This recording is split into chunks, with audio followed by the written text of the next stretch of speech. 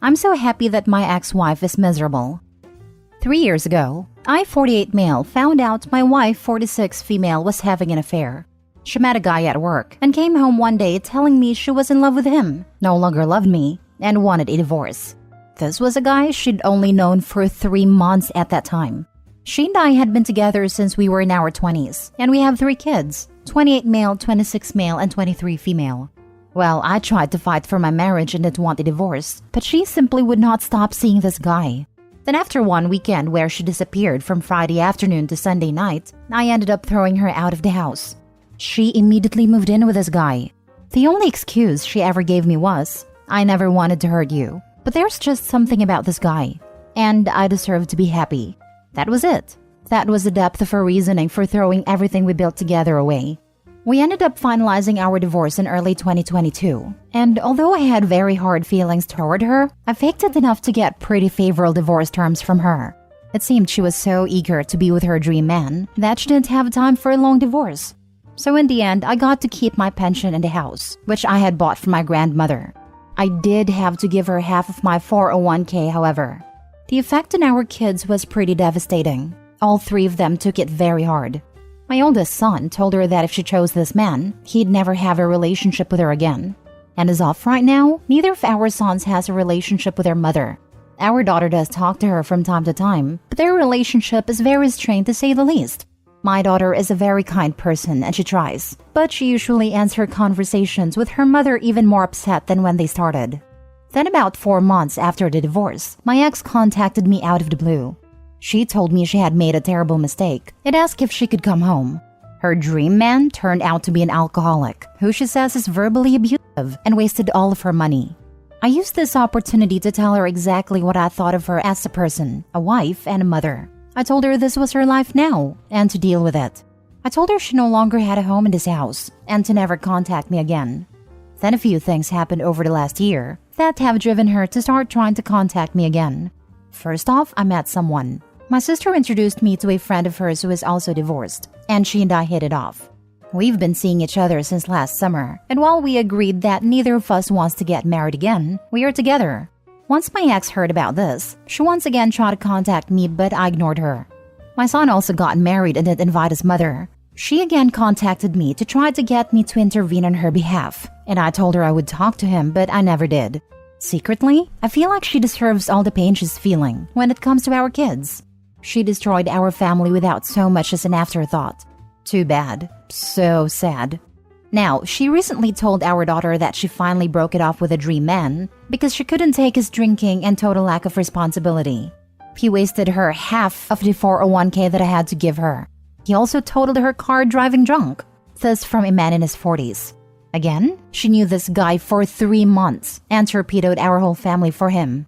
On the face of it, I act like I feel sorry for her, but inside, I really delight in the fact that she's so unhappy. Call me evil or whatever, I don't care. She brought this on herself and it serves her right. I actually had to sit there one Saturday night while she got ready for a date with this guy and laughed on the phone with her friend about how awkward our living situation was. I lived in hell for over a year because of her. Wait until she finds out our son and his wife are going to have a baby later this year. Maybe if she had been able to keep her legs closed, she'd get to meet her grandchild. Enjoy your crappy 1-bedroom apartment and your broken down used car. Me and my new partner will think of you when we're on vacation in Hawaii this summer. Hawaii was the trip my ex and I always planned to take once our daughter finished college. Maybe I'll send her pictures. Now for the top comments. Unless you've been there, it is impossible to understand the mind screw that is an exit affair. Seeing the natural consequences come to fruition must be something. I hope Hawaii is amazing. And yes, it's a totally destabilizing to literally have the person you've been with since you're 20 come home from work one day and tell you they've fallen in love with someone they've only known for a few months and they want a divorce. I'm sorry if this happened to you. Well, if it isn't the consequences of my own actions. I mean, Opie tried to make it work and she was in love with some douche. The guy knew she was married and was cool with it? Nah, that's a great AA hat. She got what was coming to her. Best revenge is living well. My mom always said this. I didn't believe her until I was older. It truly is the best revenge. I always say beware the vengeance of a patient person. Life catches up to a-holes, and it's fun to watch when it does. Post the heck out of those vacation pictures. Try and get local paper to cover your trip. I legit live in a town small enough that this could definitely happen. I've observed this from another perspective. The leaving woman being, well, I wouldn't call a friend, but someone who hung out in the same crowd as I did. And they just kind of followed me around even though we're not let's meet up and do fun stuff friends. Anyway, she had a stable but, according to her, boring husband. And after almost a decade of marriage, she just wanted a little adventure. The rest follows the pattern of the story. Find an exciting man who not surprisingly had a reason why he was on the market in his 40s. Divorce, alienate the family, go back to trying to relive their 20s in bars and so forth. Then, come to a realization that it's a pretty empty life and that the new fun guy was like those friends who were only fun to drink with. Then get super upset that her ex-husband and the rest of the family had moved on and she was no longer invited. The kicker was that she always told herself as the victim in all this, saying she just had one tiny mistake and everyone else blew it out of proportions. Naturally, she just wanted validation and pretty much unfriended everyone on Facebook who disagreed with her being the blameless victim. Thus, so ended my connection with her as well. Sounds like you knew my ex-wife. Only difference was it was a woman she left for, but everything else in the story fits perfectly. Next story. My 41 male wife, 40 female, cheated on me with my best friend, 42 male. So, I'm now in the aftermath of the situation as she has moved out and divorce papers have been filed, but I still wake up feeling angry and betrayed every day. My wife and I had both come from previous divorces. She had cheated on her first husband. Red flag, I know. And we were a couple and lived together for nearly 8 years without being married, as neither of us really wanted to go down that road again. I got a career position with my job, however, and told her it would be smart to get married for insurance and tax purposes. She didn't think that was a great reason, but then she proposed to me a few months later. This only lasted 5 or less months, before I eventually discovered that she had started reaching out to people, sending pictures and such. The discovery process was slow. I learned that she had fooled around with a female friend. Later learned she tried to sleep with a husband too. Yet I knew that there was a man in another state that she regularly sent pictures and lewd messages to. And then I found her journal. In her journal, I saw that in October of last year, she finally did it. For 3 days straight while I was out of town for training. I confronted her and she wouldn't tell me who. I guessed the man in another state and she said yes, it was him. I also found out that on my birthday in December, she supposedly was going to a coworker's birthday party, but I noticed from text logs that she had contacted my best friend at midnight several times. It took a lot of snooping to discover everything. We had scheduled counseling. She claimed to be serious about working on it, but I discovered her Discord chats. She was cheating on me with my best friend. Regularly. On my birthday, I took said friend to a professional football game for his birthday, the day after Christmas, all the time. It continued even after we had scheduled counseling, after my friend knew we were trying to work on it. There's so many more details, but she agreed to a divorce and has since moved out. I have to pay her thousands of dollars to get her off the deed to the house, so I guess it's a lose-lose for me, but I'm trying to move forward. I guess I'm posting this here because even though I scheduled counseling in December, it doesn't start until next month. 3 total families affected minimum, all with children. I'm not sure if there's more, and I fear I will lose my relationship with my stepdaughter because of all this. I just want the hate out of my heart at this point. But for right now, if either of you are reading this, screw you, and you deserve each other. Edit. Yes, I know. Marrying a prior cheater was stupid. Believe me when I tell you that I loved her up to and even after the point that I had discovered she cheated. She led me to believe that I was her world for 8 years, prior to getting married, and I was foolish enough to believe it. Only in the end did I realize how easily she could lie to me. Work out. Get a hobby. Ditch the friend. Best revenge is living a better life. Very much this. But logic often evades us in times of great emotional distress, and this is a double betrayal. The hate will take time and effort to dissipate. My ex is in her late 40s and living with her parents. I am 3 years older than her and I'm retiring in 3 years. My mama cheated on my dad 25 years ago, has been penniless since, and she finally lost her trailer because she preferred to sit on her butt all day for decades. Now she lives with me and I freaking hate it. especially since me and my fiancé worked our butts off to afford to rent a nice townhouse in BC, and she takes up a third of it. I have been in your situation, and it is tough. You have some work ahead of you, else you'll never escape. It is that dire. This situation will consume you and destroy your relationship with your fiancé if you let it. You must deal with your mother and keep your fiancé out of it as much as possible. There is a reason we don't have as many father-in-law jokes.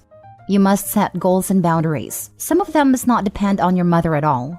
If you can't stand up to her, then you need to move to a new small place where she can't follow. Be prepared to make sacrifices here, else you're stuck with her. Lie to her and tell her the tiny new place is all you can afford. Rents are going up like crazy, and you can't house her. The evil landlord only allows 2 adults, etc. Don't let her guilt you. You are the next easiest option. If she can't live off you, she will find someone else. I got my mother to move out by mandating that she go to a psychiatrist, for which I would pay as a condition for her to continue living with me. She defiantly moved out. She was diagnosed as bipolar after 20 years of using my sister and me financially and emotionally. I know why our other 3 siblings went no contact with her. As narcissistic as this sounds, when my ex-boyfriend cheated on me with my ex-best friend, I just try to keep reminding myself that their actions are proof that I am better than them. My morals are the higher standard. I treat people I care about better than them. I am honest and would never hurt others the same way they did me. Suffice to say, they are truly, truly beneath you. Almost everyone who cheats has something wrong with them. Maybe they're insecure. Maybe they're mentally unwell. Maybe they're bad at managing their romantic relationships. But regardless, cheating is not the actions of a well-adjusted, emotionally mature adult. You're better than them. Remember that. Last story. My ex-wife changed to a different person when we moved to her hometown. We were divorced 12 months later. My ex-wife, 36 female, and I, 36 male, met when we were 25. We were plucky, ambitious people, trying to be better versions of ourselves. We each were flawed, but we help each other become stronger, and each patch the other's weakness. 10 years later, we moved to her hometown. We had visited before. I get along okay with her family members. The move was supposed to be temporary and short, before moving to another country. But now we were part of the environment she grew up in. I felt suddenly she became a different person. As the youngest in a big family, she basically stopped making any decisions, and instead pushing for what her older siblings recommended. Slowly, it was like she felt like she didn't need to lift a finger to get anything anymore. There's always a family member to help out. But when we were alone, it became for me to cook, drive her around, take out the trash, etc. Because in my family, we do things for each other. I shouldn't even need to ask you. Suddenly, it was important that we show up to parties with her high school friends. These are people I hardly knew, but it's expected that we attend. It would be embarrassing if we don't. They'll be hurt. When we met, we were going to help each other be better people so that we can then help other people. I helped her gain skills. She helped me gain confidence and assertiveness. And then suddenly, what's important became the opposite. It was about what other people think. It was about talking and showing rather than doing. And my needs became secondary. This became evident when she made the decision that she now wanted to live in this town permanently. Maybe it had always been like this, but I swear that being back in the place she grew up, with all the older relationship patterns, behavior, and mindset, was too much of a change for me to see. I felt like someone I loved, with all her precious values and goals that I admired, was being usurped and slowly being erased. In the early days of living there, I said out loud jokingly, "It's like you are regressing to a younger version of you." 1 year later, it wasn't so funny to me anymore, but no one seemed to see it. Perhaps her family and friends only ever saw this version of her, or perhaps I was wrong in what I thought I saw all these years. I still like to think, though, that it was because of the place, that it changed her into the patterns of her younger self. And one day, if she ever moves away, the woman I knew and admire will emerge again. And then the reason for me leaving will be validated for everyone, for her, and for myself. Edit. I just want to add this detail so that I can let it go as well. I mentioned that throughout our relationship, she had helped me with my assertiveness. One of the things that made me lose hope was when she said, "I know that you're learning to set your boundaries, but when it comes to my family, this is not the time." I've always admired both of her parents, especially her dad, a kind, hardworking, generous man. Since moving, I saw up close a subtle dynamic in which he was doing all the heavy lifting for his wife, and children as well. I saw that his wife was taking him for granted. My husband will do it, etc. My ex-wife saw this and criticized her mom for it, but I could feel the behavior creeping into her and hence our relationship. Another thing that made me lose hope was when we had her family over for dinner, and she was like, "Cook the food, serve the food, where are the cutleries? What did you get everyone for dessert?" It was the way she treated me in front of everyone. That was one of the last days. Some people, when surrounded by their family, can revert back to that childlike state of mind depending on their home life growing up, especially if they're being enabled. While it would be upsetting for you to have to bear it, I think you've done the right thing for yourself. You're only 36 from your post, and you've still got a lot of life left in you. If my uncle, who's around the same age as you, and has absolutely no social media whatsoever, can get a date, then so can you, if that's what you're wanting. Just don't ever feel guilty for choosing yourself. Oof, this is me when I'm with my family. I revert back to my teen years when my mom did everything. Mind you, I'm a stay-at-home mom that literally does everything for the house. I don't know. My mom enjoys it though, so I let her. It's also nice for me to have someone take care of me for a change in a maternal way. It makes me feel good. It sounds like she was babied her whole life as the youngest child, moved out and was forced to become independent. And now that she's back in that environment, she's reverted back to that mindset as her default. She believes she deserves to be babied and catered to. Otherwise, the whole family does things for each other would apply to both of you, not just you becoming the de facto adult of the situation, while she doesn't do her part to cook or clean. Not sure if it's something she's fully aware of, but if you've tried to talk to her about it and nothing has changed, I think you are well within your rights to divorce, as the qualities you valued in her are no longer present.